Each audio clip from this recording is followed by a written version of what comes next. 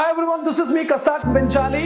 Welcome to new video blog. ഇന്ന് ഞാൻ പറയാൻ പോകുന്നത് ബിസിനസ്സിൽ എങ്ങനെയാണ് അഡോപ്ഷൻ കർവ് അപ്ലൈ ചെയ്യേണ്ടതെന്ന് കഴിഞ്ഞ വീഡിയോയിൽ പറഞ്ഞിട്ടുണ്ട് നമ്മൾ. അപ്പോൾ എന്താണ് ഈ അഡോപ്ഷൻ കർവ്? ഇത് എങ്ങനെയാണ് വർക്ക് ചെയ്യുന്നത്?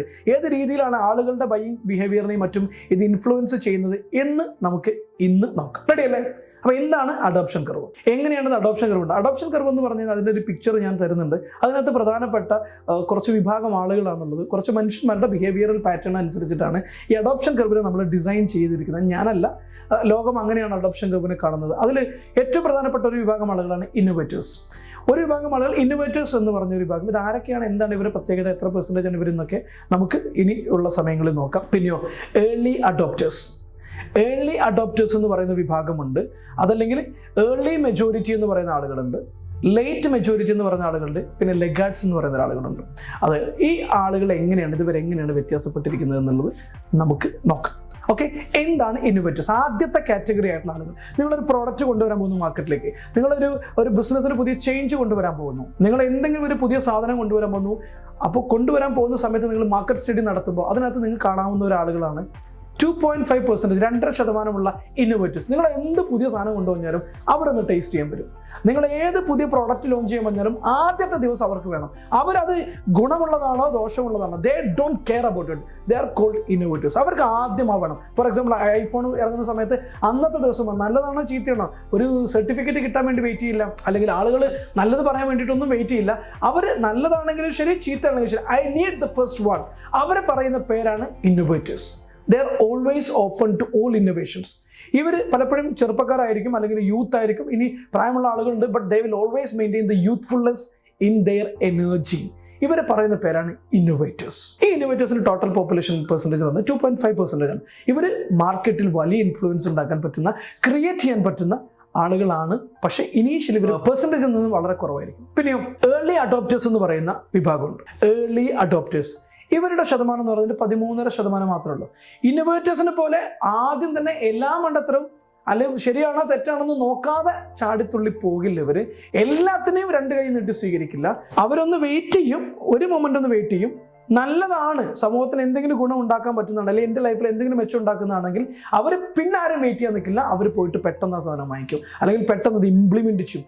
ഇവരാണ് പലപ്പോഴും ലീഡ് ചെയ്യുക. ഈ ഒരു ബിസിനസ്സാണ് പലപ്പോഴും മാർക്കറ്റിലാണെങ്കിലും ബിസിനസ്സിലാണെങ്കിലും അതുപോലെ തന്നെ രാജ്യത്തിലാണെങ്കിലും പൊളിറ്റിക്സിലാണെങ്കിലും ഒക്കെ ലീഡേഴ്സ് കാറ്റഗറി എന്ന് പറയുന്നത് ഈ ഏർലി അഡോപ്റ്റേഴ്സിനെയാണ്. ഇപ്പോൾ ദുബായ് ഗവൺമെൻറ് ഒക്കെ പലപ്പോഴും ഈ ഏർലി അഡോപ്റ്റേഴ്സിൻ്റെ, കാരണം ലോകത്ത് എവിടെയെങ്കിലും ടെസ്റ്റ് ചെയ്ത് പ്രൂവ് ചെയ്തിട്ടുള്ള എല്ലാ നല്ല ടെക്നോളജിയും വേറൊരു രാജ്യം കൊണ്ടുവരുന്നതിന് മുമ്പ് തന്നെ അവരത് ഇംപ്ലിമെൻറ്റ് ചെയ്തിരിക്കും. കാരണം അതിന് പറയുന്ന പേരാണ് ഏർലി അഡോപ്റ്റേഴ്സ്.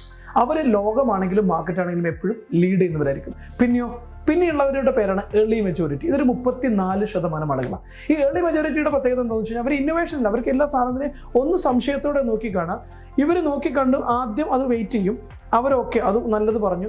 ഇനി ഏർലി അഡോപ്റ്റേഴ്സ് ഉണ്ടല്ലോ, ഈ 13% യൂസ് ചെയ്തിട്ട് ഇത് എങ്ങനെയാണ് പറയുന്നത്, ഓക്കെയാണ്, അവരും ഓക്കെയാണ്, നല്ല റിവ്യൂ വന്നു കഴിഞ്ഞാൽ അവർ ചാടി കയറിയിട്ട് അതിലേക്ക് പോകും. ഇവരെയാണ് പറയുന്നത് ഏർലി മെജോറിറ്റി. കൂടുതൽ ആളുകളുള്ള ഏർലി മെജോറിറ്റി എന്ന് പറയുന്ന ആളുകളാണ്. ഈ 34% ആളുകൾ നിങ്ങളുടെ മാർക്കറ്റിൽ എത്ര പേരുണ്ട്? നിങ്ങൾ പുതിയ കൺസെപ്റ്റ് കൊണ്ടുവന്നാൽ ഏർലി മെജോറിറ്റിയുടെ പെർസെൻറ്റേജ് എത്രയാണ്? You have to look at it. പിന്നെയുള്ളത് ലേറ്റ് മെജോറിറ്റിയാണ്. ബാക്കി ഒരു 34% ആളുകൾ എന്ന് പറയുന്നത് ലേറ്റ് മെജോറിറ്റിയാണ്. ഈ ലേറ്റ് മെജോറിറ്റി, അതായത് ഇന്നോവേറ്റേഴ്സ് അപ്രൂവൽ കിട്ടി, അവർ ഓക്കെ പറഞ്ഞു. പിന്നെ മറ്റൊരു വിഭാഗമുണ്ട്, ആര്? Early adopters. അവരും ഓക്കെ പറഞ്ഞു.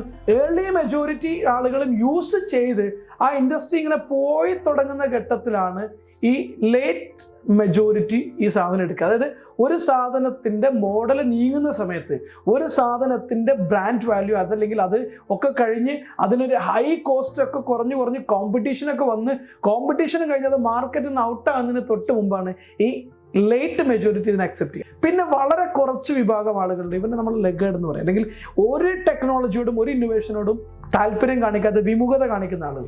ഇവരെ സംബന്ധിച്ചിടത്തോളം ഇവർ ഈ സാധനം ഉപയോഗിക്കും, ഇവർ ഈ സാധനം എല്ലാം ഉപയോഗിക്കും. പക്ഷേ എപ്പോഴാണ് ഉപയോഗിക്കുക എന്ന് ചോദിച്ചു കഴിഞ്ഞാൽ ആ സാധനമൊക്കെ മാർക്കറ്റിൽ നിന്ന് പോയതിന് ശേഷം മാർക്കറ്റിൽ നിന്ന് കംപ്ലീറ്റ് ആയിട്ട് പോയി വേറൊരു പ്രോഡക്റ്റ് വന്നു കഴിഞ്ഞതിന് ശേഷമായിരിക്കും ഇവർ ഔട്ട്ഡേറ്റഡ് ആയ സാധനം ഉപയോഗിച്ചുകൊണ്ട് നടക്കുന്ന ആളുകളുണ്ട്. പല ആളുകളും പറയാറുണ്ട്, ഓ എന്തിനാണ് ഈ സ്മാർട്ട് ഫോൺ, ഇത് കണ്ടില്ലേ ഈ ഒരു നിൽക്കുന്ന പഴയ ഫോൺ, ഇതാണ് മതി, ഇത് മതി എനിക്ക്, ഇതല്ല സൂപ്പർ, ഇതിന് എന്ത് ബെനിഫിറ്റ് ഉണ്ടെന്ന് പറഞ്ഞുകൊണ്ട് നടക്കുന്നതാണ്. കാരണം എന്താ, അവർ ടെക്നോളജി എടുക്കാൻ അവർക്ക് പേടിയാണ്, എല്ലാത്തിനും പേടിയാണ്, സംശയമാണ്, ഇത് അങ്ങനെ ആയിക്കഴിഞ്ഞാൽ അതായി പോകുമോ എന്നുള്ള പേടിയാണ്.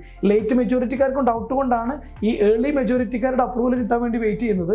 അതും കഴിഞ്ഞിട്ട് ഇതിനെ ഈ ഔട്ട്ഡേറ്റഡ് ആയതിനു ശേഷം ഉപയോഗിക്കുന്ന പേരാണ് ലെഗാർഡ്സ് എന്ന് പറയുന്ന ആളുകൾ. ഏറ്റവും അവസാനം ഒരു മാർക്കറ്റിന് എടുത്തു കഴിഞ്ഞാൽ ഈ 5 ടൈപ്പ് ആളുകൾ നിങ്ങളുടെ മാർക്കറ്റിലുണ്ടായിരിക്കും. അപ്പോൾ ഇതിൻ്റെ പ്രൊപ്പോർഷൻ എത്രയാണ്, നിങ്ങളുടെ പ്രോഡക്റ്റ് സ്വീകരിക്കുന്ന ആളുകൾ ആരായിരിക്കും, ഏത് രീതിയിലാണ് ഇവരുടെ ബയ്യിങ് ഹാബിറ്റ്, ഇവരുടെ ബയ്യിങ് കപ്പാസിറ്റി എന്താണ്, ഇതൊക്കെ പഠിക്കാൻ ഏറ്റവും ഹെൽപ്ഫുൾ ആയിട്ടുള്ള ടൂളാണ് adoption curve. Thank you so much. ഈ വീഡിയോ നിങ്ങൾക്ക് ഇഷ്ടപ്പെട്ടിട്ടുണ്ടെങ്കിൽ നിങ്ങൾക്ക് താഴെ കാണുന്ന ഈ ഒരു സബ്സ്ക്രിപ്ഷൻ ബട്ടൺ ക്ലിക്ക് ചെയ്യുക, ലൈക്ക് ചെയ്യുക, ഷെയർ ചെയ്യുക.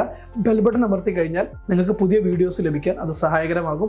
നിങ്ങൾക്ക് ബിസിനസ്സിനെ കുറിച്ച് കൂടുതൽ അറിയണം, നിങ്ങളുടെ ബിസിനസ്സിനെ സക്സസ്ഫുൾ ആക്കണമെങ്കിൽ താഴെ കാണുന്ന നമ്പറിൽ വിളിച്ചു കഴിഞ്ഞാൽ ഞങ്ങളുടെ ബിസിനസ് ബൂം എന്ന് പറയുന്ന 1 വർഷം നീണ്ടു നിൽക്കുന്ന ഓൺടർപ്രണർഷിപ്പിനെ കുറിച്ച് കംപ്ലീറ്റ് ആയിട്ട് പഠിപ്പിക്കുന്ന ഒരു പ്രോഗ്രാം ഉണ്ട്. ഓൺലൈനിലും ഓഫ്ലൈനുമായിട്ട് ഡിസൈൻ ചെയ്തിരിക്കുന്ന ഈ പ്രോഗ്രാമിനെ കുറിച്ച് അറിയാം നിങ്ങൾക്ക് താഴെ കാണുന്ന നമ്പറിൽ വിളിക്കാവുന്നതാണ്.